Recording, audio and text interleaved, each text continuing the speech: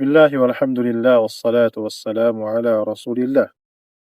Mga kapatid sa pananampalatayang Islam, ang mabuting asal ay nabahagi sa dalawang larangan.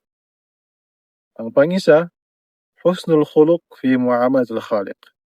Yung pagiging mabuting asal na pakikitungo sa nag-iisang Allah subhanahu wa ta'ala. At ito ay nabagi sa tatlong umur. Pangisa, ang pagtanggap sa mga ipinadala ni Allah subhanahu wa ta'ala. Pangalawa, ang pagtanggap sa mga ipinagutos ni Allah subhanahu wa ta'ala at ito ay isasagawa. Pangatlo, ang pagtanggap sa mga itinadhana ni Allah subhanahu wa ta'ala sa pamamagitan ng pagtitiis o pagsasabar. Pangalawang larangan ng akhlaq o husnul khuluq ay ito ay husnul khuluq fi muamalat al-khaliq. Ang pagiging mabuting asal o pakikitungo sa kapwa nating tao.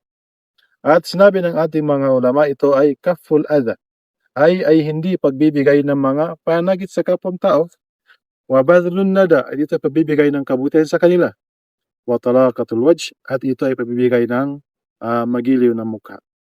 So mga kapatid sa Islam, dapat natin isagawa ang dalawang larangan na ito upang mabilang tayo sa mga sinabi ng propeta sallallahu alaihi wasallam, inna khiyarakum ahasinukum akhlaqan.